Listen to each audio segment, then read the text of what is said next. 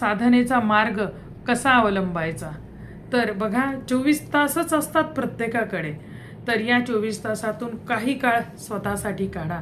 थोडा वेळ शांत बसा, थोडासा वेळ स्वतःला द्या, नामस्मरण करा.